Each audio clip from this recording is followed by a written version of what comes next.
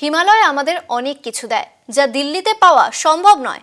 হিমালয়কে তাই বিদ্যুৎ কেন্দ্র তৈরির চেষ্টা করা উচিত নয়। বিদ্যুৎ তো আবর্জনা থেকেও তৈরি হতে পারে। যোশী মঠের বর্তমান পরিস্থিতির জন্য অনেকাংশে দায়ী মানুষের সীমাহীন লোভ। জ্যোতিষশাস্ত্র বলছে যোশী মঠ ধ্বংস হবে না। এটি ধ্বংস নয়, ধ্বংসের সতর্ক বার্তা। তাই সতর্ক থাকতে হবে আমাদের।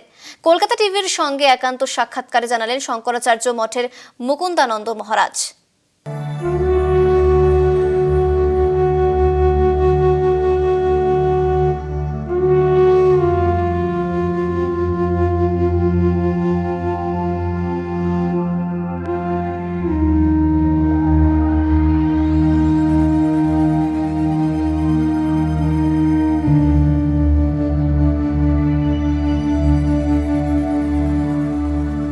আদি শঙ্করাচার্য তৈরি ধর্মশহর যোশী মঠ এখন যে প্রশ্নের মুখে দাঁড়িয়ে রয়েছে তার ভবিষ্যৎ নিয়ে।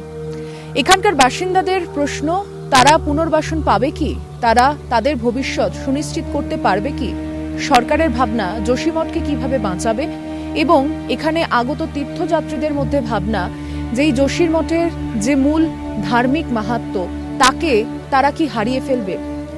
শঙ্করাচার্য মঠে এই মুহূর্তে আমি বসে রয়েছি, আমার সঙ্গে মঠের মহারাজ স্বামী মুকুন্দানন্দ মহারাজ তিনি রয়েছেন। जोशी मठ जिसको आज हम लोग जानते हैं वो असल में ज्योतिर्मठ है, और ज्योतिर्मठ का जो आज का स्वरूप हमको दिखाई पड़ता है, इसकी शुरुआत लगभग 2500 वर्ष पहले, वैसे तो ये हिमालय अनादिकाल से, जब से हमारी सृष्टि की शुरुआत हुई तब से ही है ये हिमालय।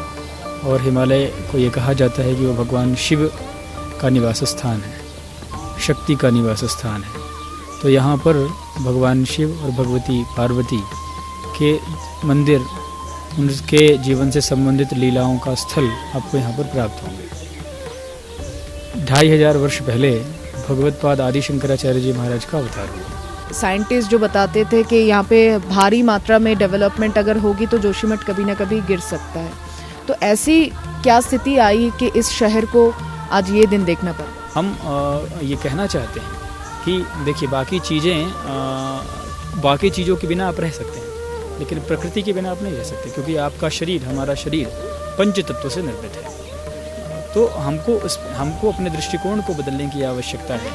धार्मिक स्थानों को पिकनिक स्पॉट हम ना समझें। सरकारी तरफ से अभी कुछ नहीं कहा जाएगा, ये भी बता दिया गया है। सैटेलाइट जो फोटो दिया था इसरो ने, वो भी तुरंत हटाया गया कि जोशी मठ दब नहीं रहा है।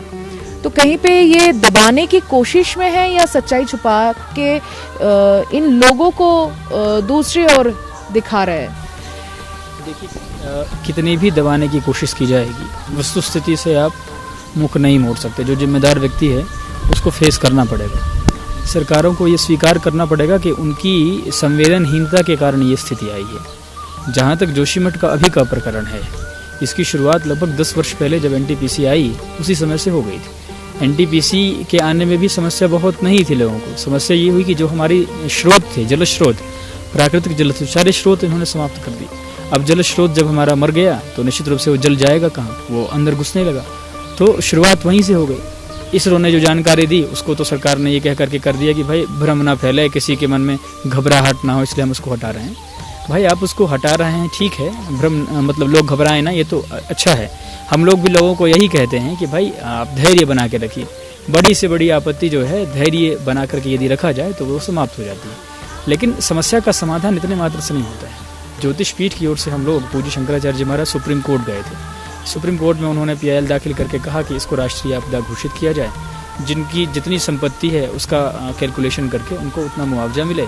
जब तक वो विस्थापन पुनर्वास वाले स्थान पर हैं, विस्थापित किए गए जगह पे हैं, वहाँ उनको अच्छी शिक्षा मिले, स्वास्थ्य की जिम्मेदारी हो, वहाँ रहने की सही व्यवस्था हो। ऐसी बहुत सारे मांग को लेकर हम लोग गए थे।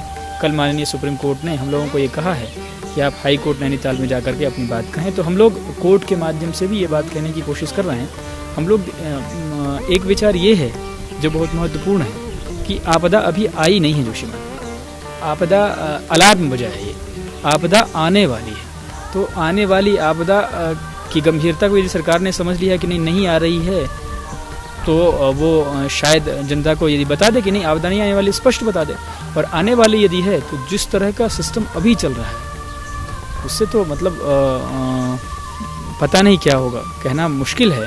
সুপ্রিম কোর্টের দিকে তাদের আস্থা রয়েছে, তারা সেখান থেকে কি নির্দেশ পান সেদিকে নিশ্চয়ই তাকিয়ে থাকছেন তারা।